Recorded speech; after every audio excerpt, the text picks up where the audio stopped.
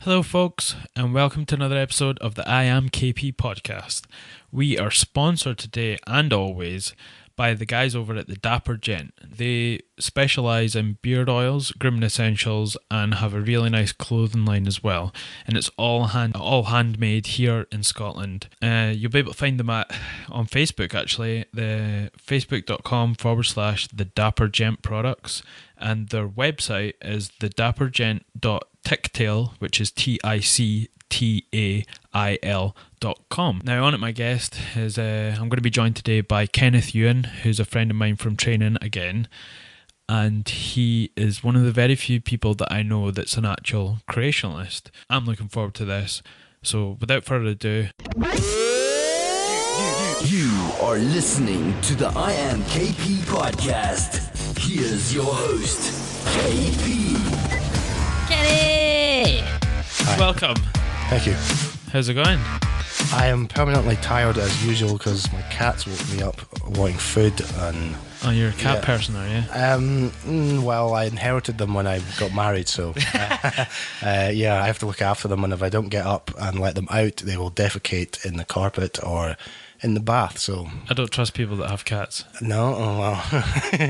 But you won't trust me, I have two, so... It kind of takes like a needy person to have cats. Oh, you sound like that, was it, of Meet the Fockers? The guy's like, what is it? You have a relationship with an animal that is like no interest in you or something. But no, they're a lot less hassle than dogs and other things, so it's not all bad. It's usually people that do kind of want some affection that have cats, though. It's not people that are like independent, you know. It's that stereotype of a single woman who's they say the eyes and then stuff are the same proportions as a baby or something. Really? They say something like the eyes and the face of cats and kittens are similar to that of a baby's massive eyes, because the eyes are the one thing that they don't change size throughout. Once you're born, your eyes stay the same size. The rest of your body obviously grows, but your eyes are the same. So when you're born, your eyes seem massive, and similarly on cats, they seem so big, weird. and so it appeals to the maternal instinct of women, apparently. So they say. I don't know, but is that why like people are wanting to nurture a big doughy-eyed animal or babies? It could be. I mean, a lot of couples before they have children, it's like they get a pet as a trial. And would you say that's an evolutionary advantage? Okay, now you're just trolling. Well, what I would say about that is certain... Wait a minute. Just to clear up, Kenny, who I've known for a number of years through our gym that we go to, the MMA gym. Sure, yeah. We've trained together for a number of years. Yep. Actually, how did you even get started? Well, I was there the first day in 2010 when it opened, when Dundee Mixed Martial Arts, that is. I would have done it a lot earlier, but my mum wouldn't let me go to any classes when I was young. Right. I mean, she saw people coming out of karate classes with crop tops and bulldogs as pets and thought, oh, no, we can't get involved in this. But then eventually, when I was older, I was like, oh, I'm a full adult now. My mum can't stop me, so I'm going to go and train. And I went around various places in Dundee, but eventually, Dundee Mixed Martial Arts opened, and I heard that would probably be a good place to go. So I went there, and I've been going ever since. So is it something that you've always like? Have you been attracted to martial arts? Or? Yeah, in a way. I mean, I like a lot of people. I mean, I was a child in the 80s, and so there was lots of 80s training montages and kung fu films and karate films, and then so you see that I had karate pajamas, and I'd got karate books out of the library. I was like, oh yeah, this is good, but it was all about the striking. It was you never saw any like judo throws and films. It was all about the striking, and you go off to the mystical master and you do the 80s montage, and all of a sudden he's an absolute killer, and this appeals to you. And the only times I've ever seen some sort of grappling in an early sort of movie is probably one of the Charles Bronson's movies. Oh right, okay. I can't remember exactly the name of the movie, but the guy that's in it that he's fighting, I think, is a judo master, and he does a lot of judo throws in it. Oh, so there was some. Okay, there probably is some. It's not the rule of thumb, but it's mostly striking. It is usually. I mean, even in I think Enter the Dragon, you have at one point Bruce Lee appears to get a guy in some kind of arm lock, and he taps out. You even have it in, is it Bloodsport 2 or Bloodsport 3, where Eric Paulson's one of the guys, and no way. He's one of the sort of the guys that Jean-Claude or whoever the guy is fights, and you see him doing all these moves, and now I can see, that's a knee bar setup. Yeah. But then he doesn't take it because he can't. That's a this setup, but then he stops. But he sticks him in Kesikatami, a scarf hold, and he does a little bit of grappling, as much as I think he can get away with. Yeah. Because obviously it's all about the striking. But Eric Paulson, just to clarify, is one of the early pioneers of MMA. When it became an actual sort of sport, he was the early guys that started to be prominent in the sport. Yeah, he cross-trained, he did multiple disciplines, didn't rely on his own art. A lot of people were I'm all about the judo, I'm all about the wrestling, I'm all about the whatever, but he seemed to train in all arts, fought in a lot of the early promotions before it got massively popular, and mainly Japanese promotion. Yeah. Did they call them shuto or some of them? I think shoot fighting sort of. Yeah, that kind of stuff. Now he obviously trains people himself, but he choreographed a lot of stuff for some of these movies as well. And one of them, he had to keep his hair. I know he had to keep his hair for one of his movies, and it ended up costing him a fight because back in those days hair pulls were allowed. Yeah. And so he ended up losing a fight, I think. Did he actually fight in the UFC at all? I don't believe so, no. I think these were other events, but... I think I remember seeing videos actually of someone getting their hair pulled in an MMA fight. Oh, yeah. Back then it was... groin shots were allowed as well. It's basically only fish hooking and eye gouging which weren't. Everything else was fair game, hits to the back of the head. Everything, obviously that had to evolve, if you like. Don't like to use that word. We'll get to why we're being sarcastic about the whole... we'll get to that, I'm sure. When you were looking for some sort of outlet, had you seen anything to do with the UFC at that point? I had, yeah. I can remember. I've got a very distant memory of seeing the UFC on TV or something, an advert for it, and there was this guy dressed in black who I assume would have been Hoist Gracie at the time. I didn't know, and he was beating everyone, and I remember thinking, oh no, if you're going to win at that, you're going to have to learn to grapple, and that sounds really boring. That's honestly what I thought, because I knew nothing about grappling. I hadn't a clue. I want to do striking. That's way cooler. That's what I've seen in the films. That sounds way more fun. I thought, that's boring. So I kind of put that out of my head.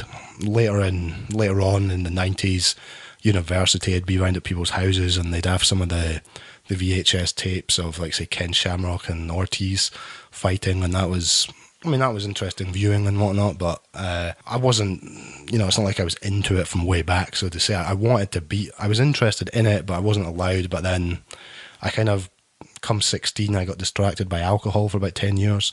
Then, as most people do. Yeah, as a lot of people do, though. They do. They end up, their interests, their sports they did when they were younger. Yeah. They used to play a lot more chess, but again, you get into other things at that age, and then you often pick them back up later in life.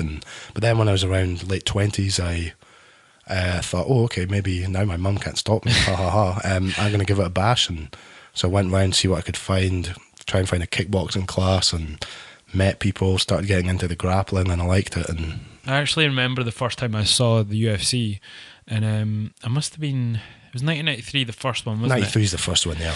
And I remember seeing it on Sky, the old Sky. That would have been, yeah. And I just briefly sort of flicking through the channels, I'd seen these people in the octagon, because it's quite an iconic thing to look at, the massive octagon. Oh yeah. I think it was bigger then than it is now. I think it's smaller now, the octagon. Not sure, maybe, don't know, but it was quite. It stuck out when I was watching it, and I was like, "What is this?" Because I was really into karate at the time. Right. Okay. Yeah.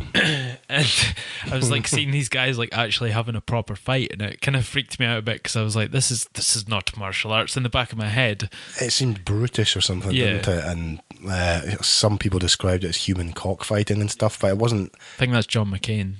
Was it one of the American presidential candidates? Yeah. Yeah, I can see why they may have said that. It wasn't very refined, shall we say, at the time. But the whole thing, in a sense, it was developed to showcase the Gracie's art. That is why they did it. There was other mixed martial arts fights going on long before then. It was the Vale Tudo was before that, wasn't it? Oh yeah. But see, the people get hung up on, it's a cage. The only reason that's there is so you don't fall out. Yeah. Because if you do it in a boxing type ring, you fall out.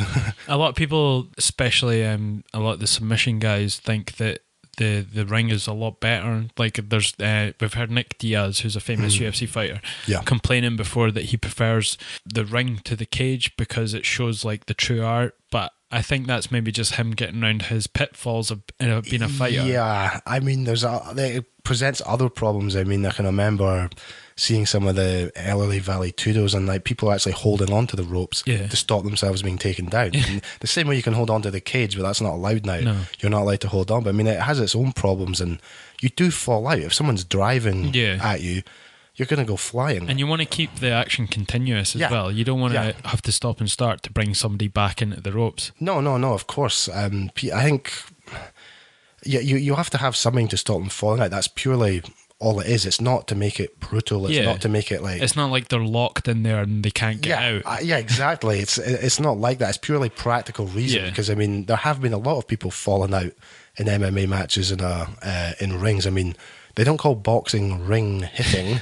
That's what it is. It's ring hitting. I mean, mixed martial art. It's not cage fighting. It's mixed martial arts. It happens in a cordoned off area, so you don't fall out. I mean, it's that simple. But people get hung up on these little things. Yeah, the semantics of the sport, and especially when it's an already sort of brutal sport. Oh, it can be, but I mean, isn't boxing? I mean, you could make an argument. Boxing's more brutal because if you get almost knocked out, they'll stop it, give you a standing 8 count. Are you okay? Yeah, just about okay. Okay, carry on. Well, my opinion is MMA is a more purer form of all the mixed martial arts, whereas boxing, like you say, people can get kind of sparkled and then get a standing count, and they can get back up and then they can start to go for it again. There's none of that in MMA. No. So once you're out and can't defend yourself, that's it. It's finished and it's over with. And it seems more kind of honourable. Yeah, I mean, there was something they talked about before in some of the early MMA matches. If somebody's getting hit, the strikers would complain, why do they get a standing 8 count? Why do they get a chance to recover and maybe come back in some of the earlier matches where if someone's almost in a submission, you don't go, oh, hold on a minute, are you okay? Yeah, okay, carry on the submission. That doesn't make sense. Some of the other older promotions, it was quite similar where they would stand it if there was any stalling on the ground. Yeah, there were some odd rules, and some of the older promotions, you'd have to fight a minute on the ground or something, and then a minute standing up, but then no hits. Or there were some odd rules about it then as well. It was pretty much the Wild West of the MMA times, to be honest. Oh yeah, it was interesting though. I mean, some of it I do think was fun in a way, seeing how it evolved. But it was good. I do still enjoy watching some of them because it's often cast as art v art, judo v boxing, or kung fu v karate, or whatever. But I mean, as time's gone on, we've seen you have to be well versed in all disciplines if you're going to be successful. You can't just rely on one thing. That's just silly. So, what drew you to actually taking part in the training side of things? Well, it's good to do, obviously, any kind of physical exercise, good to keep you healthy. It's also good for a confidence boost, I think, if you feel that you're able to defend yourself well. So obviously it's not self-defense, but if you're, there's a crossover, certainly. If I took up badminton, that's a different story. You don't think, oh, I can defend myself. You could give someone a pretty good Stockton slap if you took badminton. Maybe you could. But it's interesting in that sense. Also, I think sometimes I've heard, is it Billy Robinson describe it as physical chess, and like being interested in chess, the grappling is in a way like a chess match. You have moves, they have moves. You both know that you're going to do this move, and you both know that, but you're prepared for it. Obviously, attributes play a part, strength, power, stamina. When I first started doing MMA in 2010, I think it was. 2010, sure. A lot of my friends back then just kind of, I remember a lot of people saying it was like, it's all the kids that were bullied at school that did it, Right. No, I get that. I think there's probably some truth in that, yeah. I mean, if you feel like you've been violated... I think maybe back then, but not now. No, people are getting into it now because it's got so much more popular. It's athletes that are doing it now. Oh, yeah. I mean, because they come to like a lot of wrestlers, okay, I've won the Olympics, so what do I do now? Where's the career progression? I mean, there's nowhere to go, so they'll maybe take that amazing discipline they have for their training, the amazing the weight cutting ability, the wrestling ability, put it into someone else where they can make money, be successful. Because I mean, certain sports, Once you hit a certain point, where do you go with it? Yeah. If you're a trainer, fine, but you've probably already done it all by that time. So It's probably taken all these different martial arts that didn't have a career in it and actually gave these other people. It's not just wrestling as well. It's like there's K1 people who have done K1 can go into an actual a legitimate organization and try and make a go of it, because all these other smaller federations are not. People are going nowhere. It's a love. These people are doing this thing out of love. Much. Especially with K1 and even wrestling, because they're not, unless you hit the very top, you are not getting well paid. You're not. I mean, people are taking beatings for 50 quid a night in some promotions, like smaller promotions. They're doing it for love of the sport. I mean, of course, I'm sure there's some people that are bullied or whatever, and they want to get their power back or feel that that'll never happen to them again. I totally understand that, and it's nice to think, hopefully, if I'm attacked, I should maybe have a better chance than if I didn't do anything. I mean, of course, there's no guarantees. You don't know, especially around these parts, they might have a chib or something, Chib is a translation is a knife. Yeah. Probably similar to shiv. Yeah, well, around these parts, it's called a chib. But, you never know. But I mean, it does give you some confidence in that sense. And, I also feel that it actually serves a useful purpose, the training. It gives you power, strength, stamina, speed, coordination, all these different attributes. Whereas, say some sports, say marathon running, you'll be able to run long distances. Your body will adapt to that. You'll get very skinny and all the rest of it. If that's your goal, become an awesome marathon runner, great. But I don't feel it transfers over to life as well as some other things. Or, for instance, Olympic. It's very singular in what it is. Yeah, what it can do. Olympic weightlifting, lift one weight, extremely heavy weight above your head, say, okay, great, but I mean, what circumstances in real life do you have to do that? Unless your granny's trapped under a car. Well, yeah, sure, yeah. You can power lift it. You can power lift it off, but hopefully she's not. Grannies don't get trapped under cars too often. At least shouldn't be driving. No, but well, do they not have to retake tests every 5 years now? Once I think it's something like 65 or something. Once you get past a certain age, because I mean, some of them probably learned just when they invented the engine. I mean, it's a little bit different now. I went from this extreme when I had done karate, but it doesn't have any applications in a fight scenario. But I went from not great. No, I went from doing karate, never been in a fight in my life, scared.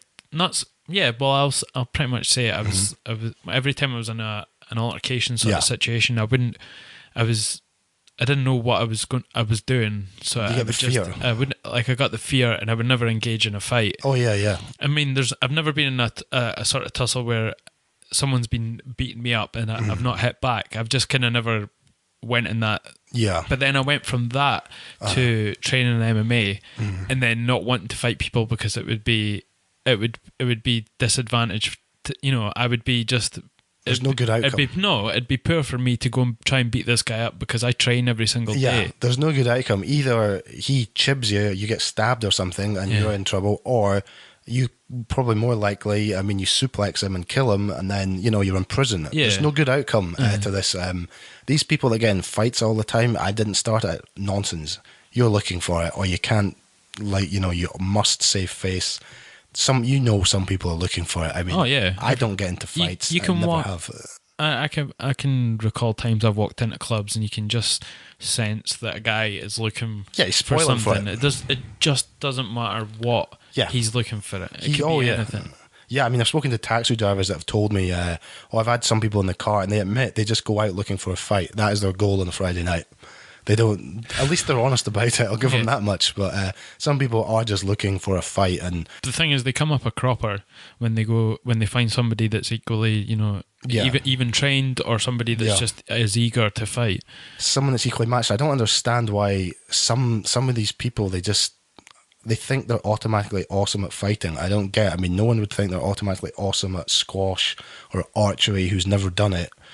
But for some reason, people always think they can box, or it must be a male testosterone pride thing or something. But for people that don't train, there's no context. So yeah, I suppose you just think that I want to fight, I'll throw down, so that means I must be good. If you don't train, okay, you're not being, put on your arse every week, and you're not being humbled when you're training. So you just think that that's your reality. Yeah, it is. It's kind of like a skewed perception of it, though. You're not getting a real idea of what it's really like. And I mean, if they were to come up against somebody who actually did, it's a rude awakening. And I think a lot of people turn up to training, like they see MMA and they're like, oh yes, I want to do that. And then they get absolutely killed the first week, and then they just lose heart. They give up. They realize, oh, this is kind of difficult. Oh, I'm not as hard as I thought I was, or something, and they just give up. Well, we've seen people coming into the gym a lot of the time. It doesn't even matter if it's striking or grappling. No, either or. But people come in and they think they're a bit of badass, like Johnny Badass on the street. Oh yeah. They come in, they've got the ego the size of the bloody an air balloon. Yeah. And then they just get, like, even the shit guys in the gym just ragdoll them or whatever, and they just go out, licking their paws. Yeah, even if the guy's massive and then like one of, there's some like tiny wee guy absolutely demolishes him, it's kind of like look what he just did. Imagine what a big guy could do to you, who's equally well trained. And they don't want to shatter that perspective of themselves. No, because that's shattered the myth. Yeah. No, I must keep my, my worldview in shape. So I'll just leave and pretend it didn't happen. Easier that way. I think that's why grappling's so interesting, because with striking, it can be a 50-50 situation if you get into an altercation. Yeah. But with grappling, if someone doesn't know one thing about grappling, they're in a different world. It's hard to be lucky. It's hard to be lucky. Anyone, they say a puncher's chance, of course. I mean, if you start swinging your fists around, it could easily connect. Of course it could. But you don't tend to armbar someone by accident. You have to know what you're doing. You don't tend to put someone in a double wrist lock by accident. You have to know exactly. Or triangle. Yeah, it doesn't happen. You have to know. I mean, and to do it against a resisting opponent, even if you know the basic, mechanics of how the move works, to do it when the guy's resisting, that's a different story. And a lot of these martial arts people, I mean, traditional martial arts, if you like, are almost having a resurgence now, I think. Tried these things on a resisting opponent. I mean, I'm not saying the actual, the mechanics of the move may work, but the guy's not going to stand there and let you do that. You have to realize the difference and do it when they're actually trying to stop you. That's why I love these videos on YouTube of these Mick black belts for all these different sort of Aikido type martial arts and chi master or something. They think they can stop it with their mind, and they're just they're doing these fancy moves on these guys who's not resisting, who's being very compliant, being a dummy for them, completely compliant, and doing break falls, slapping their hand on the ground. But then if you have somebody that fakes you when they're punching, like a simple fake, then you're not going to be able to do this sort of stuff off that. These guys are just throwing straight punches and then they're getting taken down and whatever. It's not legitimate. It's not real. I don't know how you want to phrase it. It's not based in reality. No, it's not. I mean, they come up with all sorts of excuses, like say Aikido. It's all about directing your opponent's force who's attacking you with a weapon. So that's what it's supposed to represent. So that's why it doesn't work. Or, sorry, I can't do it. It's too lethal. And it's like, really? That's why you can't do it? I don't think so. I mean, there are aspects, obviously, these things you can use. I mean, say Machida used they're not going to land a thing in karate, but I mean, you can use aspects of it. Of course you can. But I mean, a lot of the stuff, it's just McDojos. I mean, people trying to make money out of it, and obviously people are popping up now to cash in on the popularity of the sport, and everyone wants to be a teacher. Everybody wants to think they're the man or the woman or the whatever gender they have these days, attack helicopter or whatever it is. You said you identify as an attack helicopter. Are you saying I don't? I mean, you're not allowed to say. I mean, are you questioning my gender? We'll get on to that. Yeah, I mean, it's up to me. It's not for you as a white cis male. Stop repressing me. Come on. But, I can feel that you're bubbling and you've got something to say. Are you using this as a stand for your religious propaganda? Don't I always?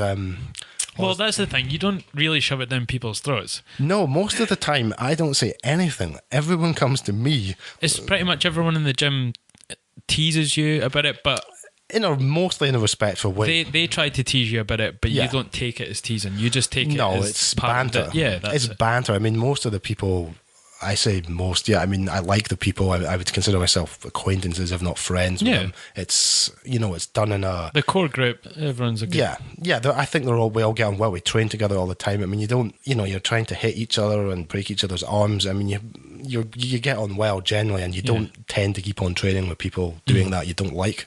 But it's done in good humour.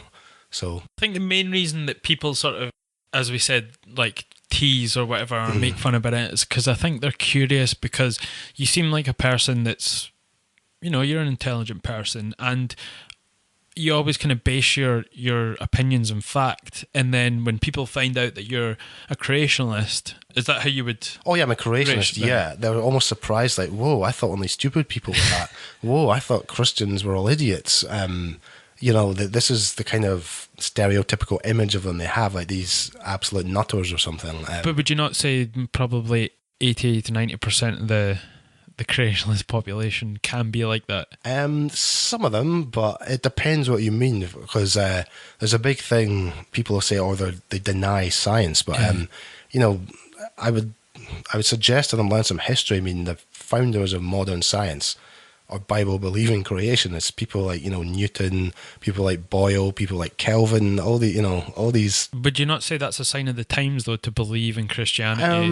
Like these guys were scientists, yeah, but they were also part of a time where it was kind of not to your advantage to be a non-believer. Sure. I mean, the point though is it certainly didn't inhibit their scientific discoveries by their belief in Bible or their belief in the creation. In fact, in many instances, it actually helped. I mean, the person, I can't remember the guy's name, which is annoying, that invented anesthetics. He got his idea from God taking a rib out of Adam and putting him into sleep so he wouldn't feel it.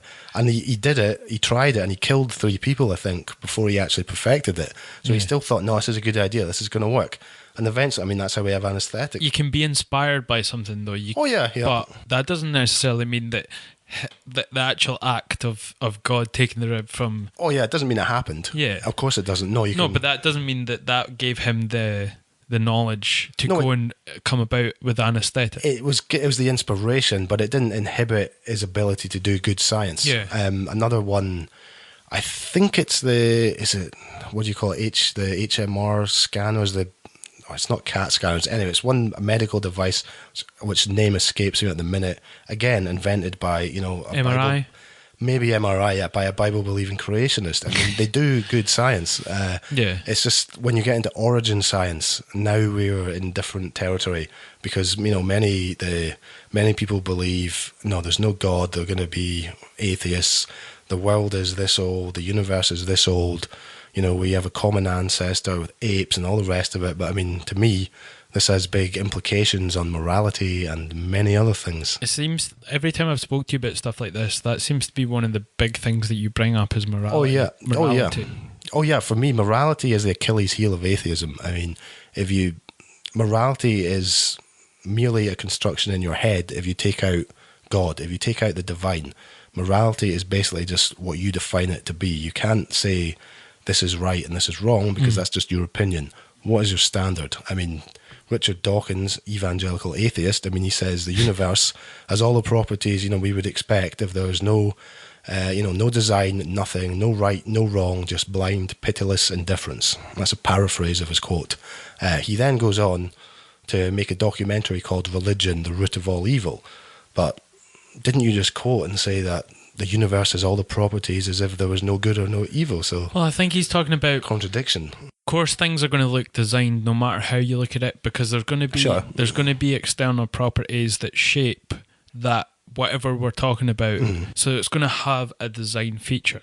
Yeah, I see that, but he's saying that it has all the properties we would expect if there is no design and there's no good or bad, no right or wrong, but then blames all the wrong on religion. Yeah. How can religion be the cause of all the wrong if there's no such thing? That's the point. It's purely, I mean, all it is neurons firing in his brain. That is what right and wrong is. That's all it is. I mean... Well, right and wrong's subjective. Well, that's where I would say no. I'd say there's a divine standard of right and wrong, which is appointed by God, and he tells you this. I mean, stealing is wrong, I would believe. Yeah. Most people, I think, would agree with that one.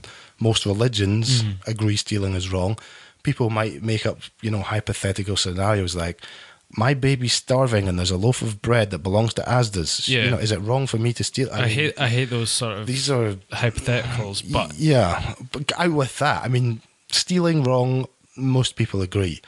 Murder wrong, most people agree, but then it depends on what you define as murder. Well, if you think about it like this, imagine hypothetically for 1 minute that there is no God. Mm-hmm. Would you not think that we would come about these sort of morals at the end of things? You would. To have a civilization and an unorganized group, would you not need these standards to be put? In order to not be just a bunch of savages running around, you'd need to invent, if you like, some kind of structure to civilize, if you like, the humans. Otherwise, I mean, I'd be like, well, today that guy annoyed me, so I'm just going to chop him down. Yeah. Whereas, no, we have rules and laws to say you shouldn't do that, and there'll be consequences if you do. Of course, you would come about by these things, but you can't then say my right is right and yours isn't, because just a matter of opinion. Well, look at the Western civilization and the Middle East. Mm-hmm. They have morals that are different from us. Yeah, well, that's where I would say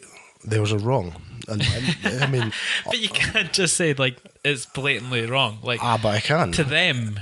In their reality, it's a real thing that they believe in. They believe it's real doesn't make it real. For example, there's I was watching a documentary about like one of these, forgotten tribes and all the rest of it, rainforest tribe, and they're a very young tribe because they all commit suicide before they're 30 because they think they're going to see their relatives in the afterlife. But if they give birth to a baby, and the baby's like a bit, not quite correct, or there's something wrong with the baby, they leave the baby out in the forest to be ravaged by wild animals. Yeah. Now, is that wrong or not? If it's their culture, is it okay for them? Yeah. Or do I say, well, actually, I think that's wrong.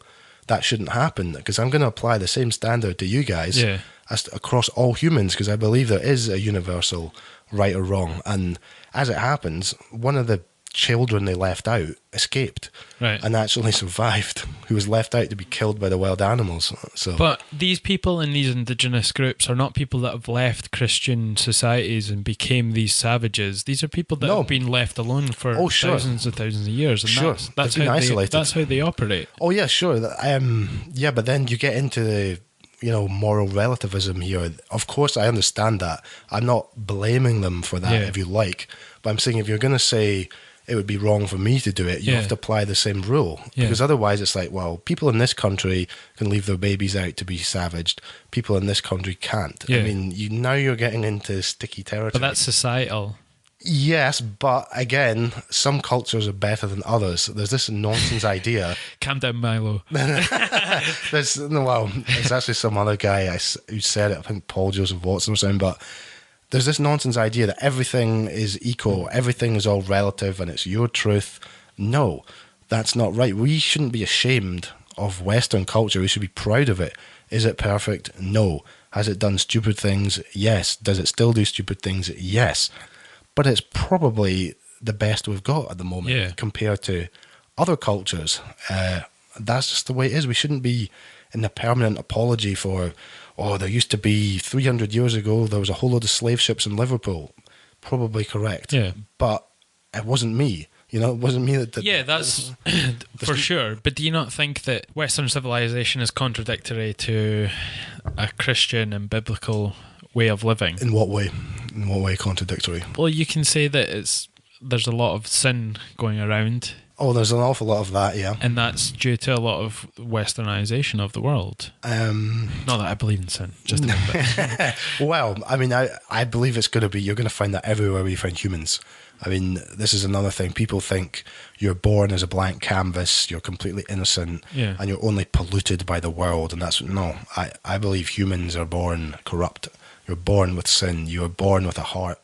But if we had a scale for sin, would you say that indigenous people would be the people that sin the less because they're not aware of the religion? Let's see, that's an interesting question. Because they're kind of so isolated, they are probably not ruining other people's lives and all the rest of it the way maybe some large corporations are. They're not killing thousands of people in wars the way, a lot of the military-industrial complex here is and all the rest of it. So in that sense, but the standard you are held to is perfection. So the analogy I would use is, if we say, right, I'm going to try and jump across the Pacific Ocean. If I can get 3 meters over, great. Say Mike Powell, who, I don't know, used to be the world record holder, can get like 8 meters 55 or 95 or whatever it was. Great. He's still thousands of miles short. The standard you're being held to is perfection. So degrees of sin, it's not, from a Christian point of view, God has nothing to do with sin. Yeah. Cannot tolerate it. That is why you need Christ. Cannot tolerate sin. Can't have anything to do with it. So whilst, it's like Hitler saying, hey, to Stalin, you killed 20 million people, I only killed 6. Yeah, but then some other guy says, hey, I only killed 1,000. And some other guy says, I killed no one. I see what you're saying, and I get that. But at the end of the day, you can repent for your sins. Sure. And be cleared. Yep. It doesn't matter how many atrocities you commit. That's correct. Yeah, if it's a genuine repentance. I mean, of course, God judges the heart, so you can't trick it, you can't pretend it. Yeah. It has to be genuine. And if someone genuinely repents, they won't just, repent doesn't mean just say sorry, everything's cool. It means you want to make amends for what you did wrong. So, Bible stories of tax collectors that screwed people over for money, they gave them back 4 times as much. They went out to try and make amends for what they did. So if someone's genuinely sorry, genuinely repents, they'll try and put right what they've done wrong, which is going to be, difficult, nigh on impossible if you've killed 6 million people. There's no way in this world of ever putting that right. There's no amount of good deeds. So to ever compensate. Is it merely just the act of trying, or is it something that's obtainable, perfection? It's a standard you can never achieve, but you must always try to. use an what would be the point? Well, to give you an example from training, when you train a move, you train it to perfection. All the details correct. In practice, it never works like that. You never maybe get the right angle for the double leg takedown. You don't get their hand in the right position on the wrist lock or whatever. But you still train perfection so that when you do it, you get as much out of it as you can. You're always trying to aim for perfection, knowing you'll never do it. But then it's like if you shoot for the stars and maybe hit the moon rather than set your goals in the gutter and fail to achieve them. Why would you set yourselves low goals and fail to achieve them? That doesn't make sense.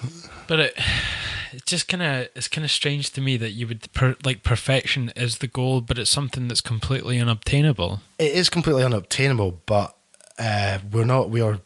So God must judge you on your individual merit. Yes, but the difference between Christianity and all religions is Christianity preaches salvation through grace and salvation through faith.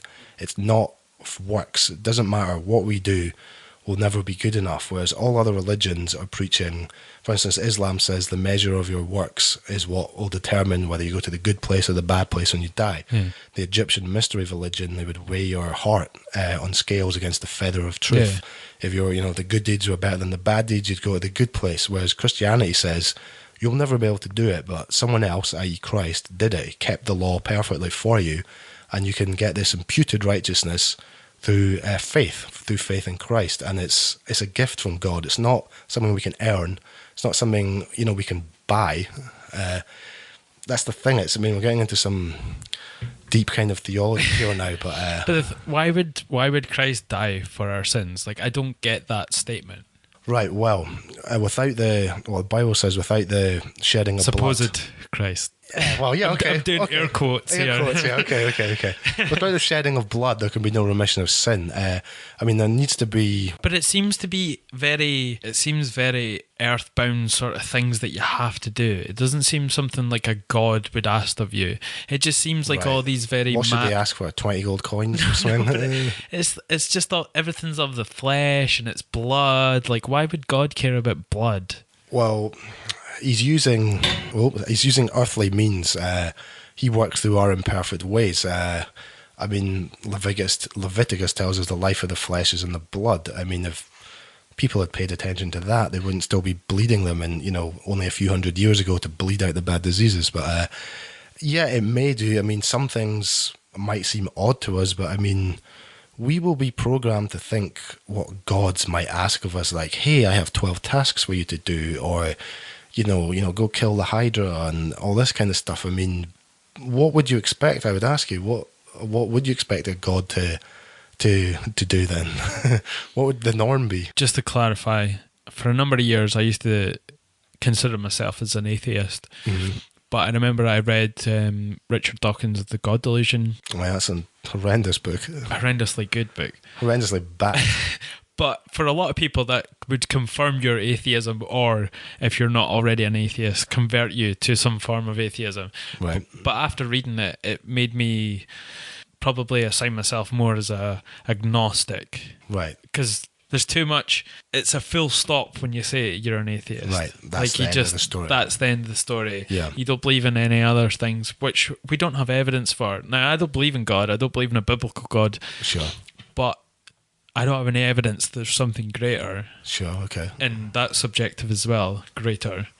But there could be universes and other dimensions more. I don't mean just a biblical God. Sure. I mean, other beings we don't understand. Yeah. Or, but I don't think there's anybody that has dominion over us. Right, okay.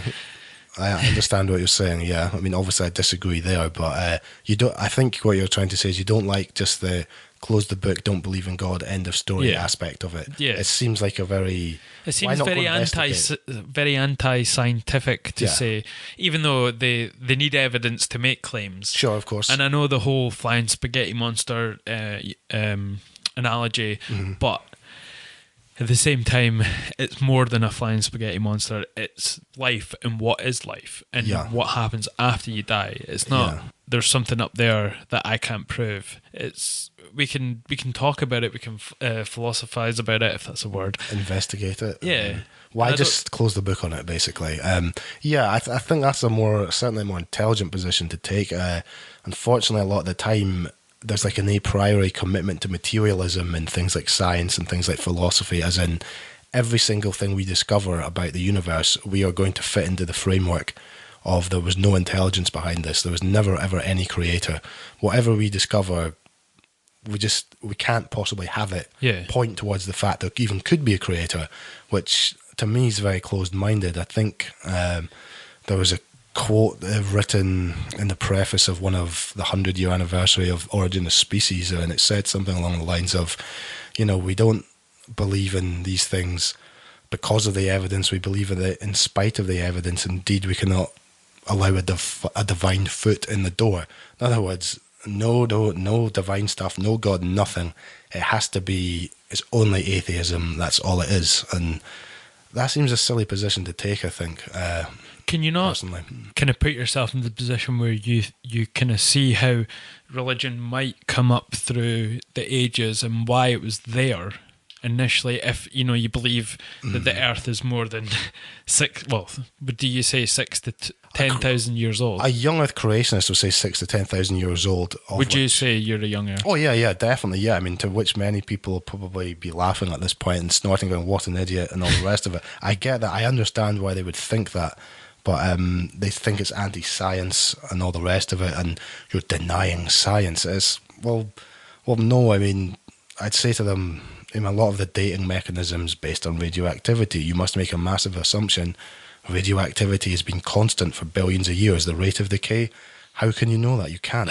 But is there not mechanisms that they take into account that the decay varies from certain sort of... No, that's supposed to be considered one of the most reliable things, as in the rate of decay, hence the reason atomic clocks are so accurate. But I think scientists or the people that specialise in this know that there'll be a variation in the actual reading because of what happened to through those times and what it's been taken through, whether it's rock or wood. Yeah, but I mean, you're believing that the rate of decay has never really changed much. You're also assuming you know how much of the parent isotope was there in the start. You're also assuming it's never been contaminated. There's an awful lot of assumption, and I would go back to a geologist called Charles Lyell, great influence on Darwin.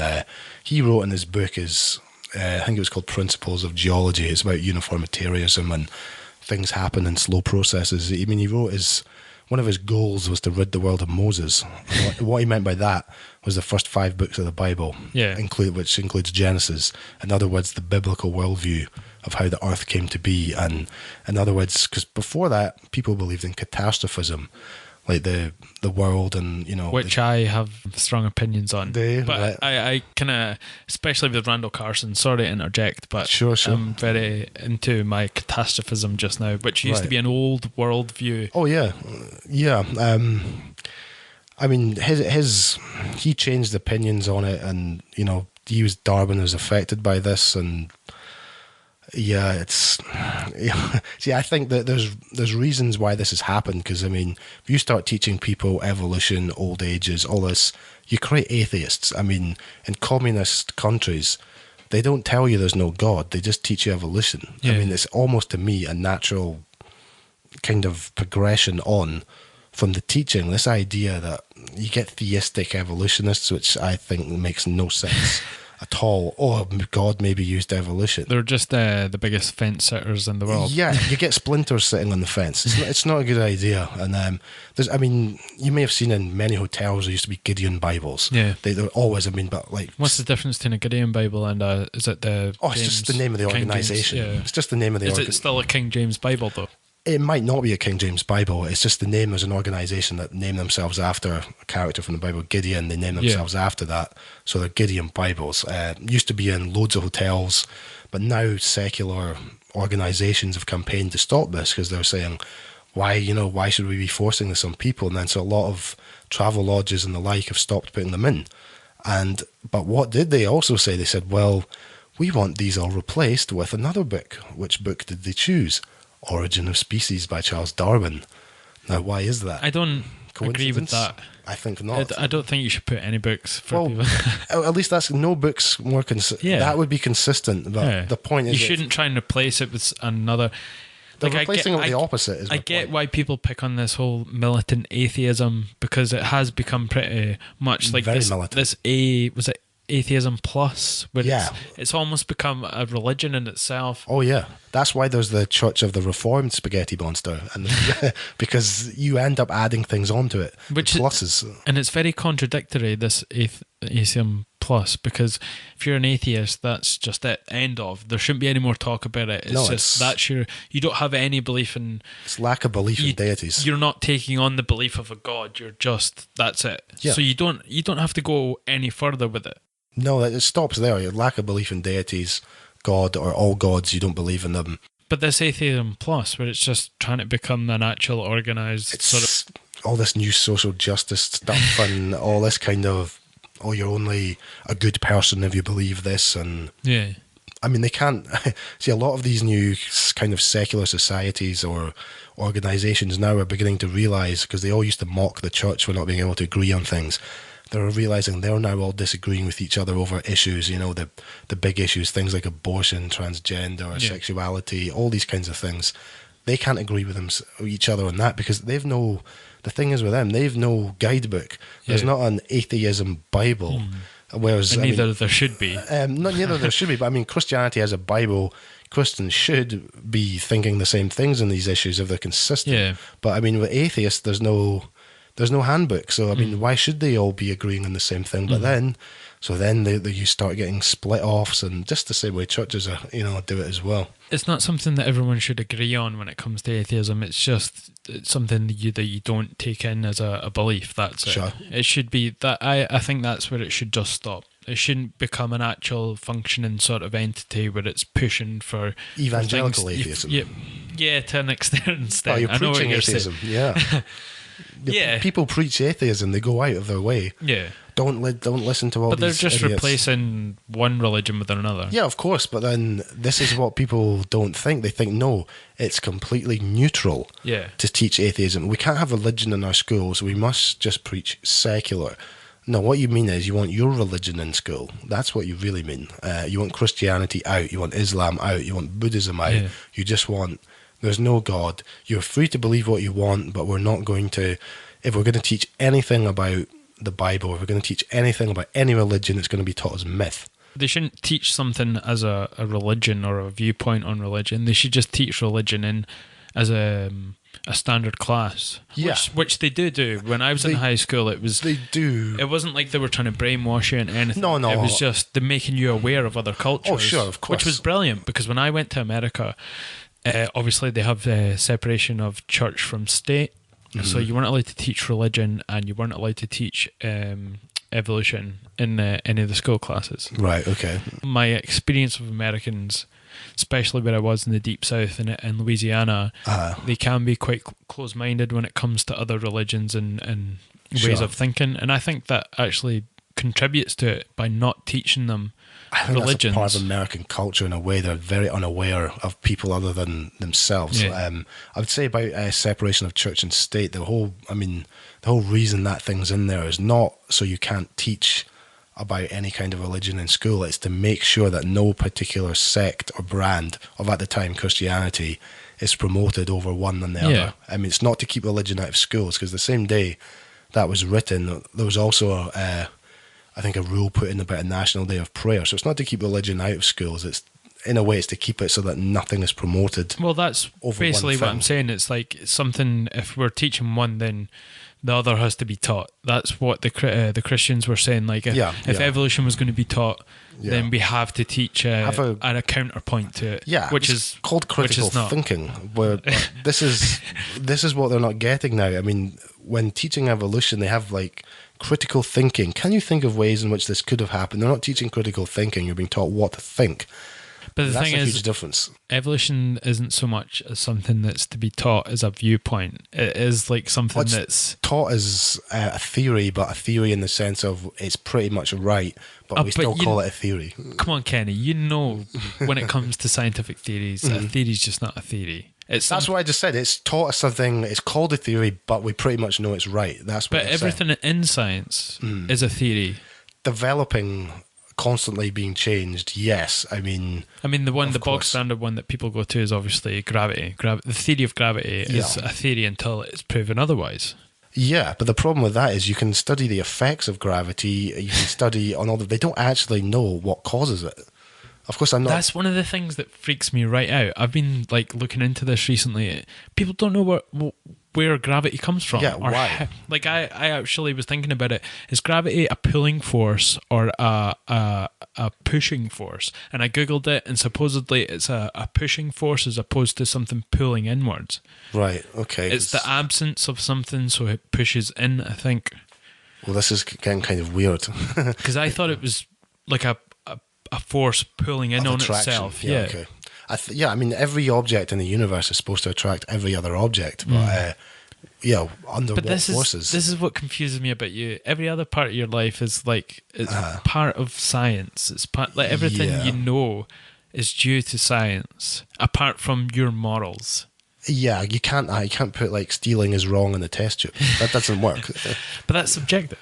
I would say it's not. And that's the thing. I'd say there is a definite proof in that. I think the thing is, I don't see a conflict between theology and science. If you've got a disagreement, you've either got bad science or bad theology. You might have both. Yeah. For example, it used to be thought that there's a doctrine called fixity of species, that God created certain species and they were immutable and not changeable, and that's just the way they are.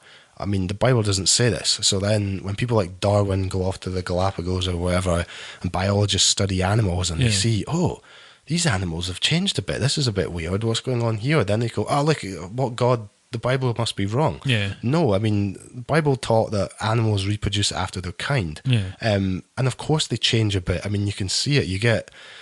Breeders know this. You can, like, breeders of pigeons, you can get all sorts of bizarre pigeons if you breed them by all sorts of bizarre dogs. But do you not think that if there is a slight change upon a slight change upon a slight change, turns into a massive change eventually? You can't say that there's just one tiny little change and then it never changes again. No, I don't think you can say that. I mean, there's every single tiny little change. It's still, Drosophila fruit flies is the favourite one biologists love to go to.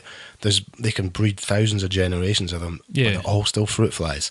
They're not across the kind of animal. I know what you're saying, but these guys can't reproduce with each other. That's the thing. Once they go... animals can speciate. They can speciate quickly. But do you not see if it becomes to like a U in the tree where they go that fraction of their separate ways, it takes more time for them to keep going down their separate ways, where they come to a point where they're not even the same animal at all. Well, no, I mean, I think like the people, like the animal they came from isn't even the same animal that they were originally. No, I don't think it'll go that far. I think that what I believe we know is, I mean, they can speciate to the point when they're not able to interbreed with the original thing, but that doesn't mean necessarily they're a different animal in that sense. I mean, again, it depends how you define an animal. You could define them in different ways. Quadrupeds are animals that have 4 legs, but then Bipedal.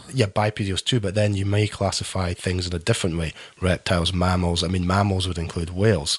Mammals would include dolphins. But then, I've got 2 legs. They don't. It depends how you classify. But to get from this is the thing. To me, it kind of seems obvious that there's just all this sort of evidence. And I know what you're saying when it's something that you can't immediately sort of take in as the evidence, but why would mammals cross into the ocean as well?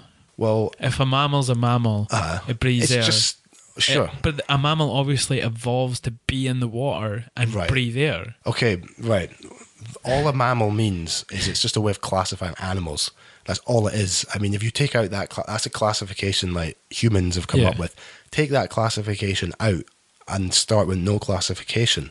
It doesn't, like mammals, why do they breathe air out the air rather than out the water? Because they do. All it is a classification. It doesn't mean anything in that But it's sense. not something that people have looked at and then just gave all these things that breathe air from not being in the water not through gills. It's not like they've put this sort of context on them. It's through studying them. Well, it's through observation, of course. And it's through seeing that they're all related in some way. Well, I mean, I have a brain, animals have a brain, or I have 2 legs, some have 2 legs. Does this mean, I mean, there's one of the so-called evidences of evolution is, you look at the structures of hands and wings and all the rest of it, and you can see the bone structures and how it's slightly changed and all the rest of it. They come out with stuff like this, but I mean, similarity, is that not as much evidence of common design as common descent? I mean, but that viewpoint never gets a look in. Well, before we go further down the rabbit hole, I want to actually, you've never actually told me the story of how you actually became, Christian or a creationist. Because I don't know if that was how you were brought up, and you've always sort of thought this way. I was brought up the opposite in a sense. I was brought up a Christian by my mum. Went to church, and there I went to, as part of growing up in church, I went to a Bible study in church, and then there I was taught by the minister at the time, who was called Dr. Cameron, quite a well-known shaker and mover in a sense, and at the moment he also studied under Richard Feynman and stuff, the well-known physicist, so, obviously clearly a clever guy. He taught me that Genesis is all nonsense. It's just the Hebrews trying to make sense of the world. So is that him trying to be an anti-Semite? I don't know. Jews. I don't know what it was, but yeah, blame it on the Jews again. No, that reminds me of a bad joke. I'll not tell it though. No, I won't tell it. He taught me that was all nonsense. So I thought, oh, right, that's a bit odd. So if that's all nonsense, what about the other bits? Are they nonsense too? I mean, what about that bit where Jesus comes back from the dead? Is that nonsense? How do I need to know that? Do I need to ask this guy which bits are nonsense and which bits aren't? Can I not believe what's written? Which bits are rubbish? Because I didn't see any footnotes saying, "Oh, by the way, this is all rubbish." So that to me didn't make sense. So, I went off and I thought, okay, that's not consistent. And then, as I said before, you get to the age of about 16 and then you get slightly distracted with alcohol and other things. But when I was 17 and 18, I went to university, and then so what I started doing was I started getting a bee in my bonnet about Christianity, and I thought, this is nonsense. I just believed this because I was taught this from birth. If I grew up in another country, I'd be a Buddhist or a Muslim or a Sikh or some kind of other religion. And then so I would, confront the Christian Union members in the union and start asking them all kinds of awkward questions just to make them look stupid. Yeah. That's probably quite annoying, much like I am now, but probably more so. Most young guys that are trying to find their way in the world. Yeah. Make sense of whatever make sense of, what had been taught believe, and what they believe, and then they also had a university intranet where intranet, intranet, not internet, intranet. Is that like before the internet? Well, they had the intranet too, but they had like a university Internet network. 0.5. Yeah, between the university, and so they had notice boards and much like forums, but it was only local to the university. And there's a music one, a religion one, and I used to go on there and try and pick holes in the Bible, and most of the people on there were doing similar. I ended up actually being the administrator of the religion board because I was on it so much, just through the fact I'm always there. Well, you wouldn't consider yourself an atheist at the point, but were you thinking that way? I think I was trying to figure out why I'm here, how did the universe get here, what's the best explanation, and is Christianity a load of nonsense, and I want to investigate what the other religions say. Yeah. And so, I'd pick holes in the Bible, and there was one guy there called William Quinn, I think, and he would post up and try and defend the Bible. And it's a shame, he was the only guy Christian posting on it, and then there's all the wolves just getting berated. Oh, yeah, but I mean, he did well, and as it turned out, not too long ago, actually, I found him on Facebook and said, "Oh, by the way, I just thought to let you know, I'm Christian." Oh, you must have loved that. Yeah, well, I mean, that to him that would have been encouraging. Praise the Lord. Yeah. Hallelujah. Yeah, but so back then, you have a bee in your bonnet, and then again, you're thinking about these kinds of things, but you're giving it a bit of hassle to Christians, and you've got a chip on your shoulder about it. Yeah. And but I'm still investigating, and still in the back of my mind, and then. So I thought, right, well, what's the scientific explanation for the world, if you like? So I started to look into it, and to me, a lot of it didn't make sense, or it was a poor explanation. I didn't buy it, and this is without reading some terrible creationist propaganda. I mean, I just thought this seems so improbable. It seems like such a big leap of faith to believe the entire universe popped into existence out of nowhere. I couldn't buy it, but carried on. I don't know, when I was about 26 or something, I was thinking about these things even more, and I eventually came to the conclusion, no, actually, I do think a biblical worldview, I do think that's the best explanation, and I went back to church of my own accord, and I just carried on since. But I can understand why people think that's stupid. I can understand why people think Christians are idiots, and I don't think John Jones is doing me any favours at the minute. Well, predominantly a lot of Christians are idiots because they don't investigate, and they just take whatever their preacher or their minister is saying as truth, and that's it. They don't question it, and they just blindly follow. Blind faith, yeah. Or, I mean, a joke I might use is two people in the church, one says to the other, "Do you think ignorance and apathy are the biggest problems in the church at the moment?" And the other one says, "I don't know and I don't care, pass the biscuits." I mean, that kind of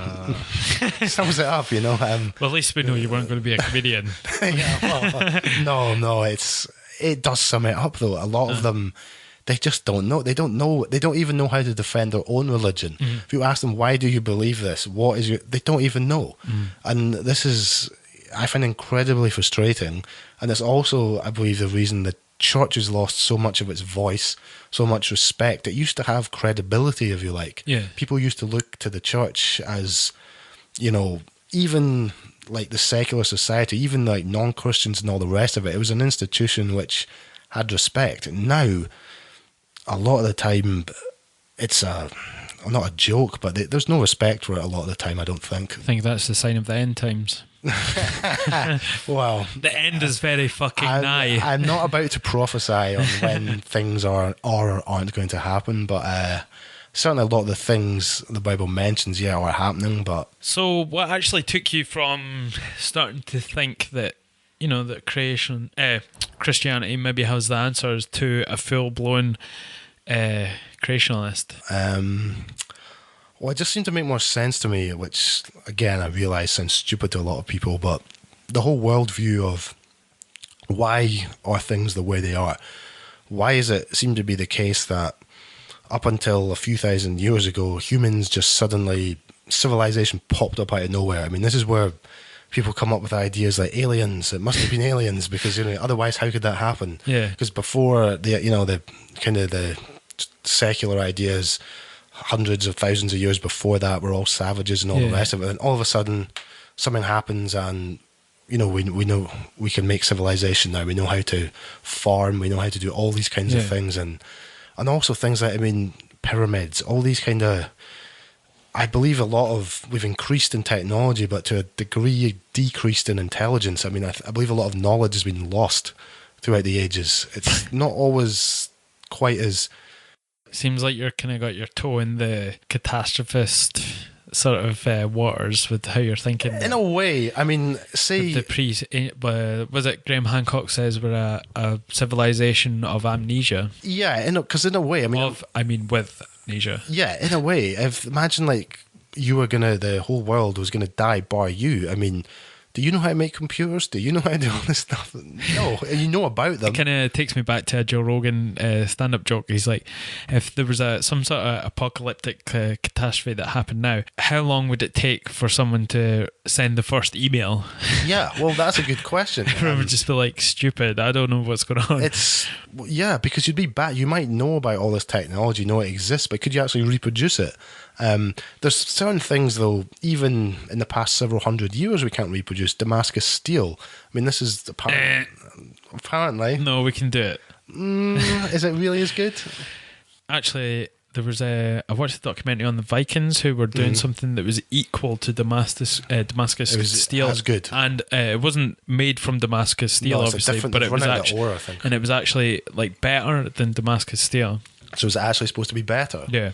Well, the knowledge, anyway, get that lost. Was a side swipe. But yeah. No, the knowledge can get lost. Even in recent times, Greek fire's another one, say. The Library of Alexandria. Yeah, how much information was lost in there? Who knows? That's so sad, man. Like, that is like our link to the past, and that was just totally burned. Link to the past? That sounds like a computer game. No, I'm just talking about Zelda. Zelda, yeah. It is. It's a shame. What could have been in there that we don't know about? Well, probably never know. But my timeline is 3 billion years. Your timeline is 6,000 years. My timeline's different. We have civilization for, say, 6,000 to 10,000 years old at a loose chronology. Before that, you, as you say, you've got billions of years of the Earth being a bit hot, and then it cooling down, and then it raining a bit, and then...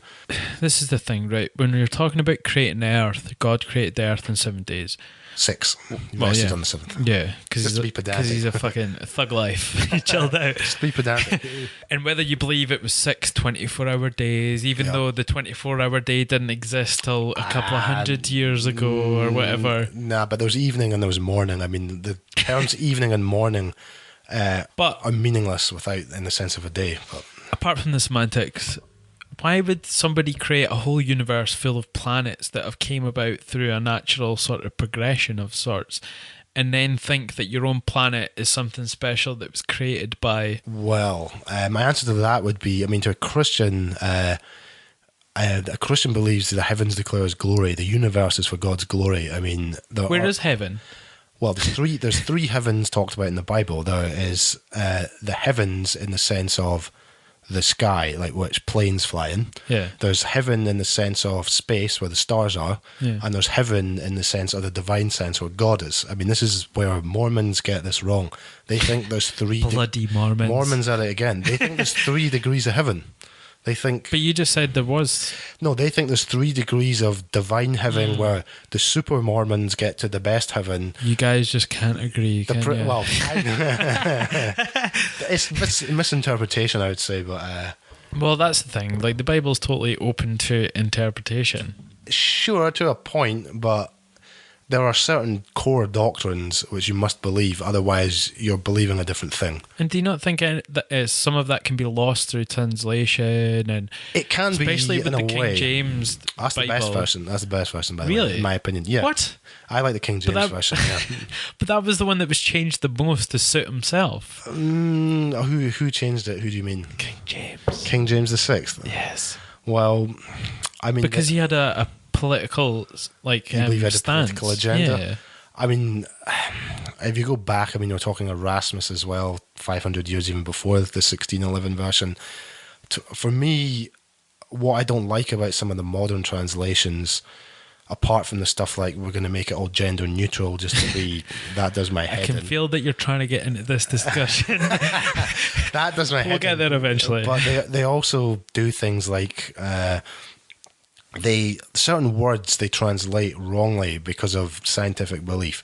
For example, the Hebrew word tan or tannin is usually translated as dragon. But, oh no, there's no such thing as dragons.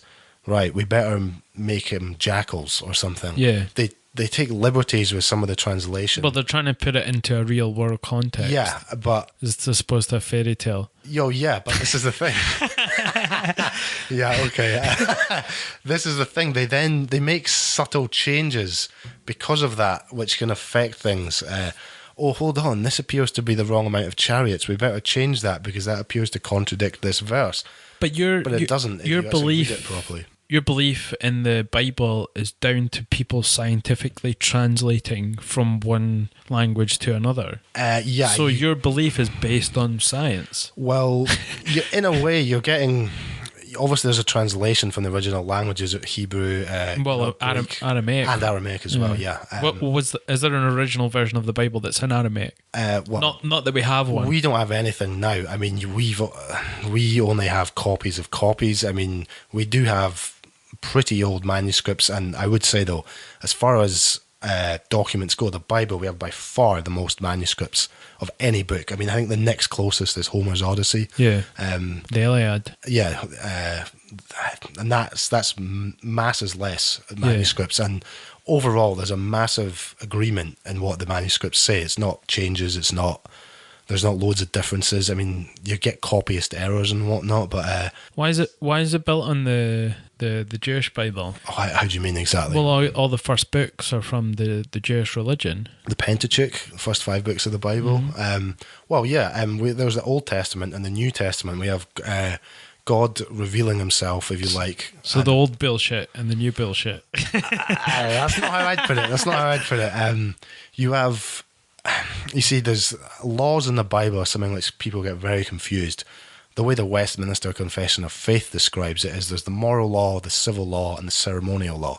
The ceremonial law dictates how we are to worship God. The civil law dictates how covenant Israel, its rules for their time and their culture. And then the moral law is everlasting, and like stealing is always wrong. It's wrong then, it's wrong now. And people get mixed up with this because they love to say, look, it says in Leviticus you can't have tattoos, or it says you can't eat shellfish or crossbreed cattle. So these laws are meant for covenant Israel, not for me. I mean, I don't say, look here, you have to be in bed at 7 p.m. No, that's a rule for a toddler. That's not a rule for me. But why would that be in the Bible if you weren't supposed to follow it? Well, for the same reason other laws are in other books for who they are meant for.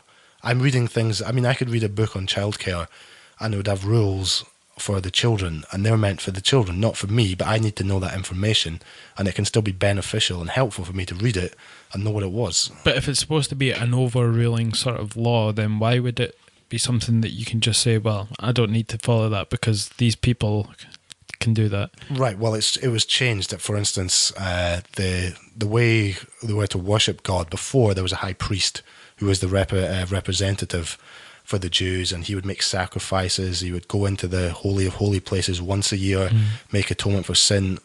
That's the Old Covenant, the Old Testament. Christians don't need to do that, because their high priest is Christ. They don't need to do that now. And do you feel any akin to Jewish people then? Because these guys pretty much predated you with your religion. Yeah, well, of course. Are they not the chosen people? They're God's covenant people in that sense, yes. But do you believe that, though? Well, and it depends on what sense you mean. Because there's kind of Jews and there's Jews. I mean, Jews are a race and they're a religion at the same time, in a way. Just a religion. Just a religion? Well, this is a thing that's always kind of... Yes, okay, we may disagree on that. No, it's something that's always just crossed my mind and annoyed me. It's like, no, Jewish people are not a race. Everybody's the same. You look at somebody's DNA, they'll be able to go, oh, that guy's a person, or, well, he may be a guy as well, but If you look at his DNA, you're not going to be able to tell that he's a Jewish guy. No, in a sense, I believe there's one race, the human race, yes. I mean, race to a degree is a human construct. These are Caucasians, these are Africans. But I mean, certain people from certain parts of the world share certain characteristics. It's not even a human construct, it's a geographical construct. Well, yeah, okay, but we are humans. We live in different parts of the world, and things like environment. Because people can't change. But no, they do. They adapt. They adapt. No, they do. Change in a species within a species. Of course they do. They adapt to their environment. I mean, people near the equator tend to be darker skinned.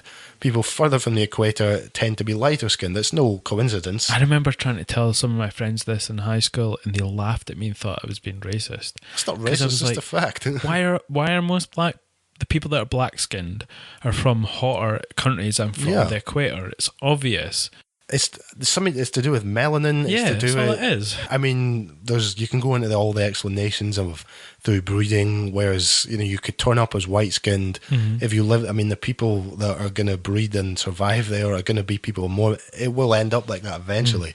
I don't believe it's going to take hundreds of millions of years. I think that will happen over a few hundred generations, maybe. But if that, but I just don't get how you can go as far as having these changes that happen that you think immediately, but you can't see that over time these small changes could turn into something bigger. It could accumulate. Well, you're going to have to jump species barriers and stuff. You're going to have to get from something which doesn't fly to something which flies. You're going to have to get from a different amount of chromosomes. Not really, because it's not like these things are jumping species.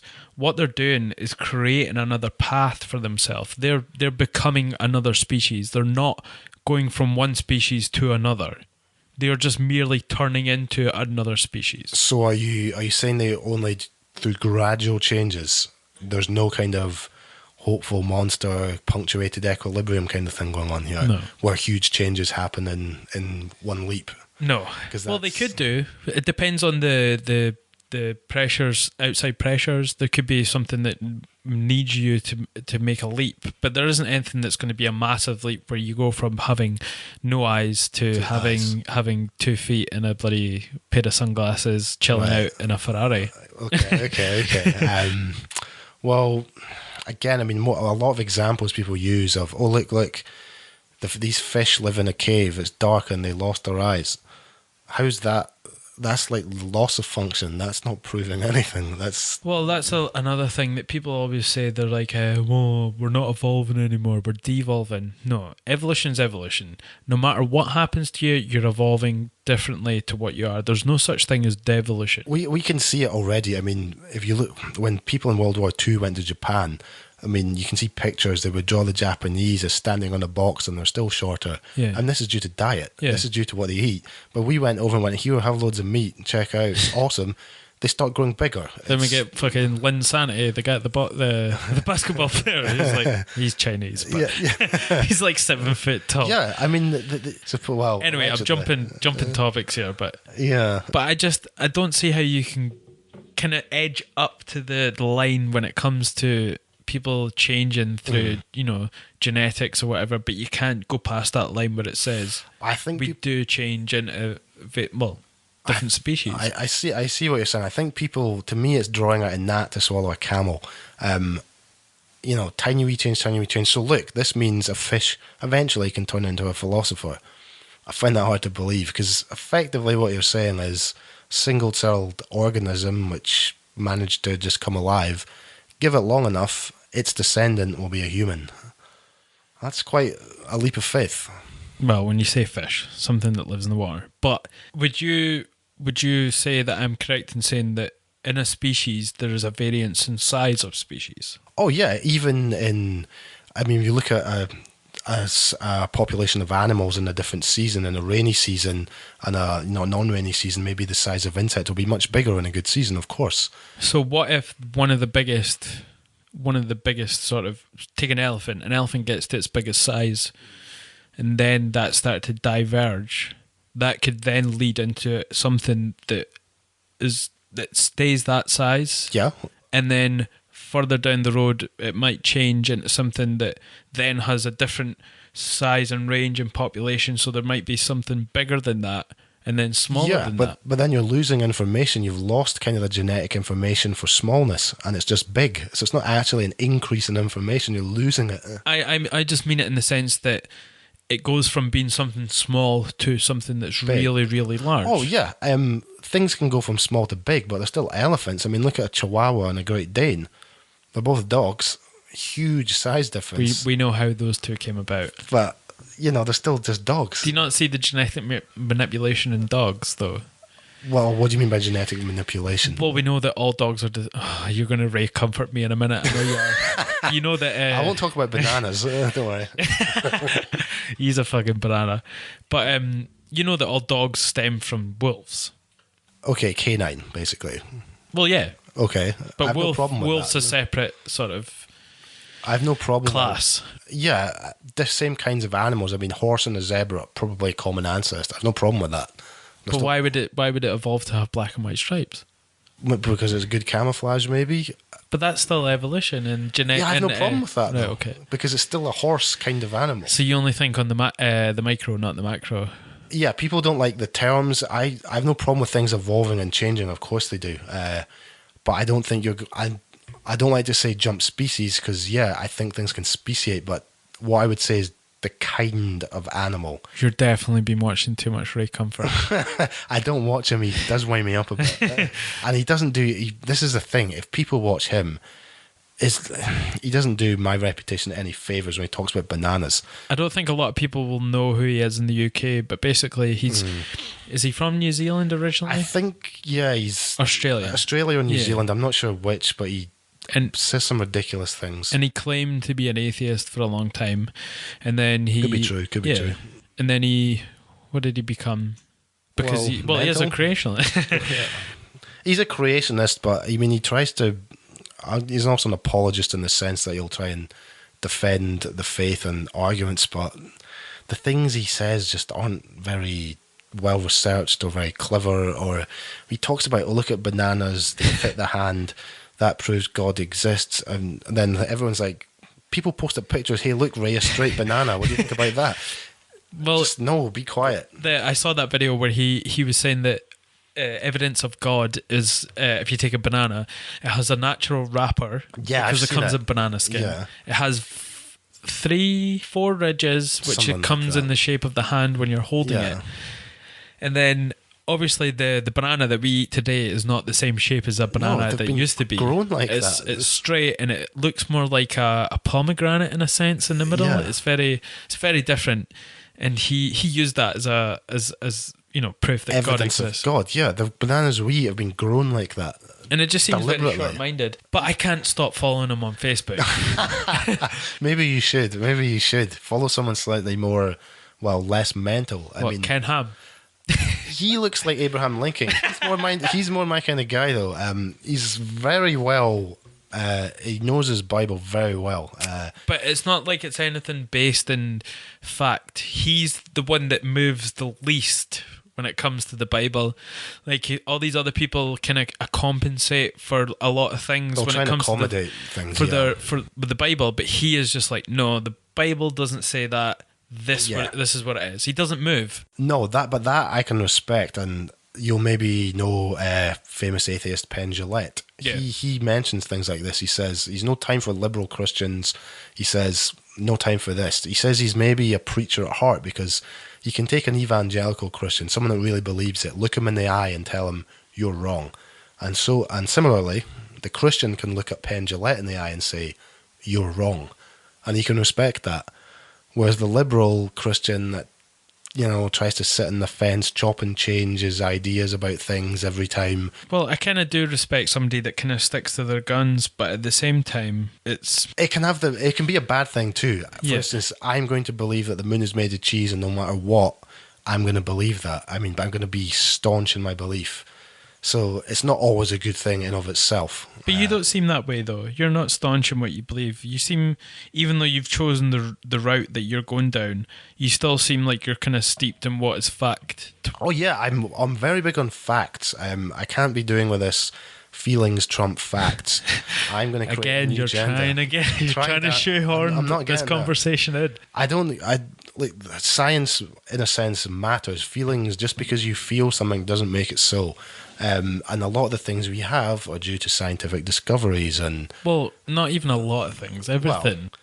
you don't have wind due to scientific discovery, but okay, yeah. But we can tell that wind's there because of scientific discovery. Yes, we can study it and all the rest of it. It's not God. Weather predictions. Because there would have been a lot of people back in the day that thought wind was God. It's God. You get Kicking God of up the a gaps. fuss. Yeah, you get God of the gaps. We don't know. We don't understand this. God did that. But all this stuff we can explain eventually. Oh, we've got so much knowledge now. We don't need to use God as an explanation. But So what is God to you then if all these little gaps are not God? well, you end up with. Well, I'll answer that question after I say you end up with science of the gaps. In other words, saying science will eventually explain everything. We're just not there yet. But it will. Once we know. But that's how it's worked for years. But will science explain how stealing is wrong? How will it explain? But that's what is societal. love? That's what? Societal. Okay, but then there's something science can't explain. Psychology probably could. How? In what sense? Well, why Is we that feel not- the need? That's a social science. Why then, would no? why would we feel the need to have a bad viewpoint when it comes to stealing? Like it doesn't do the good for the greater of the society. No, that's a reason for why we should maybe not allow it. But I'm talking on a universal justice scale. Well, there's aliens out there that might believe in stealing. Maybe there is, but again, you only push the question back another planet that way. I mean, who made us? Aliens? Okay, who made them? You're pushing it back another planet. Is there a universal justice? If somebody gets brutally killed, was it in a bad way? Was it wrong? Is there a universal justice? Will justice ever prevail? Will that ever be put right? Reason will prevail. Well, reason might prevail, but justice might not. I mean, who's going to... But it just kind of seems natural that these sort of things would be born out of civilization, that these things would naturally occur to hold a steadfast in civilization to create peace among the civilization. Yeah, or I mean, in that sense, yes, you could argue that point. It would, even if religion didn't exist, if you like, we'd create some kind of morals to keep society going. You mean morals? Not some kind of morals. Well, yeah, morals, okay, but I mean, everyone's got their own idea about them. But I still go back to in a universal sense. Is there an actual absolute truth about this? Is there this is the correct thing? Is this actually right, or is it not? Why do you feel like you have to have an absolute truth in your life? Well, that's quite a good question. Difficult to answer. Because I asked myself the questions such as, like, why am I here? Am I here for a reason? Where did I come from? Where am I going? I mean, these are things that I think a lot of people ask themselves, but then they amuse themselves. And amuse means literally amuse, to not think. So you stop thinking about it. And then often if people get ill, oh no, I might die, it begins to go through their head, or one of their relatives dies. They begin to think. Start to question their mortality. Yeah, because a lot of people think they're invincible when they're younger and they're immortal and all the rest of it. But then as you get older, well, I'm going to be dead soon, maybe sooner than I think, and then my family's just dying. And so, you begin to question these things. And to me, what's more important than that? Because, if you die, if there's life after death, which I believe there is, if you're in eternity, what's more important than that? And to me, nothing. That's why...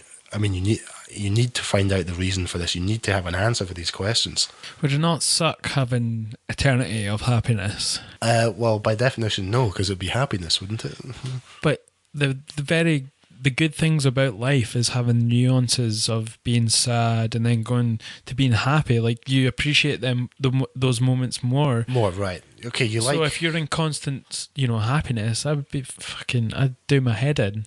Okay, so you appreciate the fact the heating's on when it's been Baltic outside. Yeah. And if it was always warm inside, you wouldn't appreciate it. Yeah, I see that, because you don't have the appreciation of, the change in circumstances. What I'd say to that is, I believe God knows what he's doing with our brain, so he'll be able to flip the right switches to keep making me happy. And so I will Seems still like you're have the putting words in appreciation. God's mouth. Well, perhaps. I hope I don't speak out of turn, but if he made us, if he did create us, he knows how we work, and so he will satisfy us. We will be happy for eternity. I mean, think about how much knowledge there is about even anything at all. you can know so much about it. You can spend your entire life studying one thing and not even know 1%. Yeah. Imagine having access to someone who knows everything about everything. Computers. It's The singularity. wow. Yeah. But do you not see that it's coming less and less away from religion and more into the natural world? Like, we're not knowing God more, we're knowing the natural world more in our lives. I think people are still very spiritual, though. I mean, we're getting a lot better at explaining like things. We're getting a lot better at explaining all sorts of things, geological processes, everything. I mean, we're getting better at mastering our environments, at mastering technology, having dominion over our environment, sure. But I still think there is still a spiritual thing, whether what people fill it with. Some people fill it with their religion, other people fill it with football, other people fill it with other things. That innate desire and need to worship, I believe, still there. But why worship, though? It just seems like a very demeaning thing, though. In modern society, yeah, the idea of worshipping or submitting yourself to someone or something is, frowned upon because it's all about me, or it's all about you are independent. Yeah. You are your own person. You go, girl, and all this kind of stuff. Oh, he's trying again. That's my head. He's trying again. And, it's very much about that. This idea of like being under submission to someone or being subservient. It's not a popular idea, but. But why would a God want you to be subservient to him or she? Well, or Z. Or Z. Yeah, okay. Get your gender pronouns correct here. Well, I believe. What do they get out of it? Well, the same thing that I think parents get when they have children. They get, fellowship, companionship, love. They love their children, and the children love them. But it's also to let your genes go on. Like, you have to nurture this child, and if you don't, then your genes won't go on. But that's from an evolutionary point of view, to get your genes No, that's going. just from wanting your lineage to live on. Yeah, I mean, there's a natural thing for people to want their legacy. Yeah, their legacy to live on. No, I get that point. The analogy I was using is, why would God even create humans? I mean, what's the point? I mean, well, for his glory and for fellowship, the same way as we're created in his image, I think parents, taking out the lineage and everything, they know it's going to be hard work when they have children. They know it's going to be hard. It's going to be tiring. They're going to get endless hassle. They're probably going to get loads of grey hairs because of the stress. But it's still worth it. They still do it. Yeah. Even with all those things, because of the joy it can bring you. And biology. It is great joy. It is. But if it was programmed, if it was robotic for them to love you and just, then is that really love as a choice? It's not a. It's whatever we make of it, but it's not programmed and robotic. It just that's the whole point. That's why God didn't make us programmed and robotic. Well, he did. He made you. Yeah, but not programmed and robotic in the sense that I have free will. I can choose. But even though it's down to your biology, you're made to think that this is what you want. What is what you want exactly? That you want to have kids and have the marriage and have love and let your genes succeed you. That's what biology does to you. Is that biology or is that like societal? You're set up to get the endorphins released from doing these things, and then that's why people do it every single day, having kids. Sure, but is that societal or is that just biology? Is it both? It's definitely biology. Yeah. Well, okay. But I think it's something that can be surpassed, though. So what do you think will happen in the future then? People won't go through I think obviously we have to reproduce, and we obviously need DNA and your genes to do that, but I don't think it'll be a case of someone impregnating someone and then them carrying the baby for 9 months. I think it'll be something more clinical. Take it right, because people even more people now are having less kids because they don't want to go through the hassle of putting the strain on their body. Like physically having a kid is just, it takes its toll. Oh, it does. It's a very hard thing to do. It does take its toll. As people become more insular and everything's about themselves, they won't want to have kids so that their body just looks all disfigured. They'll want to. It'll be something that'll take place out of the body eventually, I think. Yeah, well, I mean, test tube babies obviously already exist, but this sounds like science fiction, but science fiction often becomes science fact. given long enough. Pretty much always come up with the science before it actually happens. Yeah. I see what you're getting at. You're almost like moving away from family units and or the kind of the very physical human aspect of it, more to kind of like a clinical procedure, if you like. But that will become, if it does become our reality, then we won't be able to differentiate. We'll probably think it's barbaric that someone forces a baby out of their body. Well, I mean, you look at a lot, there's certain films and they incorporate these kind of ideas. Like, I don't know if you've seen Barbarella. They go on Jane Fonda, I think it was from the 60s, and and it's set in the future, and in this futuristic society, when people are having sex, they take a pill and they hold their hands up next to each other. Whereas, like, what? They don't, the old ways? Oh no, this is seen as some barbaric thing. Same in Demolition Man. With Sylvester Stallone. The 3 seashells. Yeah. Oh yeah, that's the toilet. Yeah. What, you actually use toilet paper? What is that all about? But the headset, and they don't actually physically they don't touch. Exchange fluids. And Bodily fluid exchange. That's seen as barbaric.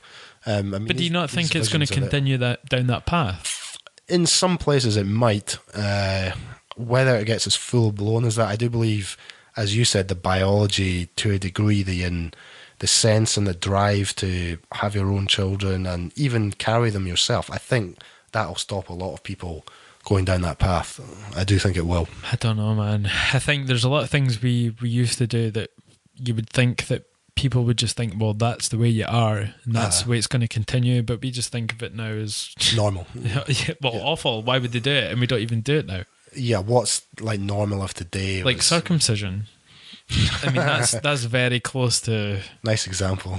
That's going to be very close to not being around, because people start to realise it's fucking stupid. Well, okay. Are you circumcised? I think I might have fused to answer that question. I may have fused to answer that question, I think. But, that means yes. Just for the... No, it doesn't mean anything. It just means I refuse to answer the question on the grounds it may incriminate me. Well, I don't know if it would. But I mean, what was it? There was a quote I heard, something about anything that's around when you're young is normal. Anything in your 20s is new. Anything by the time you're 30s and 40s is clearly against the natural order of things. But it's normal to somebody else that's that age. And, the norm today is going to be weird in 50 years. Oh, for sure. I mean, there's a huge change in the past 100 to 150 years. I mean, for thousands of years, we used to ride around on horses. Now, all of a sudden, and then just like in 100 years, it's different. It's ridiculous. Planes, cars, everything. It's just completely changed the whole thing. Like the time it went from the first flight from the Wright brothers to the landing on the moon was 60 years or something like that. That's not long at all. It's nothing. That's a lifespan. It's not even a lifespan. So what can happen in 60 years? Certain technologies, they can only be taken so far. Propellers on planes. You can only get so fast using conventional propellers. You got to invent the jet engine to take it to the next level. I think planes are so fucking stupid. Why? Like, they can only go in one direction. And not all planes. Harriers can go backwards. Well, they can. They run on fossil fuels. They can only go forward, and then you have to fucking brake like fuck to try and stop them. Imagine what it's going to be like when you can go multi-directional. So what do you want, flying saucers? Yeah, pretty much. You want flying saucers, right? Okay. I want to be abducted. You're going to have to... I want to get anal probed. You're going to have to get gravity sort of mastered a bit That's better. the big thing. When people figure out, if they figure out what gravity is, that'll be when... Yeah. I think they've already kind of partly there with the gravitational waves that have been discovered. Yeah, I'm thinking about is space actually bending in when objects are in it. Yeah. There's a few ideas, but I mean, you're going to have to get over G-forces and stuff. If you're going to have humans darting around in different directions, you got to get past the G-force and whatnot. Anyway, we're kind of going on a tangent, and it's been an hour and 40 minutes. Has it already? And I have one last question from somebody that's kind of a fan of the show. Oh, right, okay. And that kind of knows you. Oh dear, this could be bad. And we're talking about how, obviously, you're a creationist, and how you make a living off of, well, gambling online, and how I wouldn't call it gambling. How that contradicts. I would call it... I use maths to make money in investments. So you use science to make money. Use science, you could say. Yeah. I use knowledge and information. So you don't use the Bible. to make money. I don't look up the Bible to pick out horses, if that's what you mean. No. Walls of Jericho's coming in third. Well, yeah, I should have picked someone else. No, you can. I mean, you get investments and the like, which are, you could invest your money in banks, and for interest. Some people invest their money in stocks and shares, which is prestige. If you say, I'm into shares or stocks, or I'm on Wall Street, a lot of people might think, it has a bit more. It's the morality aspect of it. Yeah, I get what you're saying. I mean, there's one of the things the Bible does talk an awful lot about is money. There's a huge amount of money about being a bad stewardship of your money. How you use it, and it talks about if you're not willing to work, you shouldn't eat. It also talks about if you don't use your talents you're given, even if you only have a small amount, it will be taken from you and given to him who has an abundance. So it does have a lot to say about it. Traditionally, kind of the orthodox view, any kind of gambling, if you like, in the true sense, is highly frowned upon, although it's not specifically mentioned at all. So that's how you get around it, though. You're like, well, it's on a computer. No. Jesus doesn't talk about a computer. No, because that's a bad argument. He doesn't talk about jabbing pencils in someone's eye. Doesn't mean you can do it. So I mean, that's in itself a bad argument. But I mean, lots were cast in the Bible. I mean, when they were deciding the replacement for Judas, they cast a lot and prayed to God to affect the lot, dice, if you like. To say, okay, so who's going to be his replacement? When they were dividing up lands, they cast lots, i.e. dice, to decide. So, I mean, the element of chance is there. But for me, gambling would be a bad stewardship of money because it's just throwing it away. If you go to casinos, you're just throwing your money away. And that's bad. You could be using the money for better purposes. So you don't lose money when you're gambling? Well, no, because I use maths, which I've done, maths at university. I've done applications of probability. I got this thing. This is why you're such a contradiction. You know that? Am I a walking contradiction? Yeah. You're just like, you're Rain Man, but then you're just like, no, God did it. Well, yeah, okay, I'll take that. But you can use this knowledge, and my stocks and my shares can be sporting events. With online casinos, they offer bonuses, sign-up bonuses, and you can use maths to beat it. Yeah. It's not gambling. It's not, I hope this comes in. It's just pure maths, and it works. And it's algorithms and statistics. Statistics and it's probability. I mean, casinos, they're getting more knowledgeable about this, and they know this, and so they ban players. Yeah. They stop you playing. They stop you. They stop your bonuses. All these kinds of things. Stop your bonus. No, stop your bonuses. Oh, right, okay. Bonuses. Be ungodly to get a boner. Well, no, not necessarily. You're not Jewish. Well, there's an awful lot of people in trouble every morning if that's the case. I do believe, isn't it? No comment. Yeah, well, that's what can happen. But some people would frown upon that, but I get why they would, and I mean, certainly gambling in the sense of high street bookmakers causes a lot of misery to people. They throw away their week's wages on it. I mean, they say these fixed odds betting terminals are like the crack cocaine of gambling. Plus, it's the addiction of it. Oh yeah, it's huge because you get instant gratification from doing it. Instant gratification, and it's incredibly addictive. And then if you've lost a lot of money, you think, oh no, I'm going to need to get more, and all this kind of stuff, and so you chase your losses, and a lot of people have ended up in very bad places because of it. But that in of itself is not an argument. You can make the same argument about alcohol. Me personally, I don't see the problem in it with you being a creationist, and that's what you do. But I get why people it's got a reputation. If you say you are a gambler or a card player, I don't like the term gambler because it just implies I'm just on a riverboat. Yeah, they think you're on a riverboat smoking a cigar, drinking whiskies and cavorting around with prostitutes or whatever. That's the life. Well, to some people that might be the dream, certainly. I mean, if you've seen the film Maverick, that's quite, riverboat. Movie. It's a good film, isn't it? Having copper baths with your old man beside you. It's... Spoiler alert. Yeah, yeah. Oh no, you've just ruined that film for some people. But so I can see why some people would think it's a problem, but I don't. Okay, I stand to be corrected. I'm always open for new ideas and all the rest of it. But you got to do what you got to do to support your family. Well, yeah, of course. I mean, you need to earn some money, and I mean, if I can do it by other means, great. At the minute, you'll maybe know yourself, Dundee job market's not exactly hot. Scotland. Scotland in itself is not exactly hot. So, I mean, if you can figure out a way to make money, great. Yeah. But, obviously, I mean, contract killer is a way to make money, but I would have a problem morally with that. I mean, Well, burgling. if it's his time, it's his time. If God wants it, who's to say that you're not wrong? Well, that sounds like fatalism. I mean, that's a whole other argument. Okay, well, we should probably wrap this up. Sure. I enjoyed it though. Yeah, there's a lot of. You could go a lot deeper down some Yeah. of those rabbit holes, but There's a lot of things that we were going to discuss that we never even skimmed, but yeah. it was good to get that out of the way. We can talk about it another time. Yeah, sure. Mostly third wave feminism. Yeah, that's one of my pet hates, but I'd need like 5 hours just on that at least. Just not just that one topic. I'll need at least hours on that at least.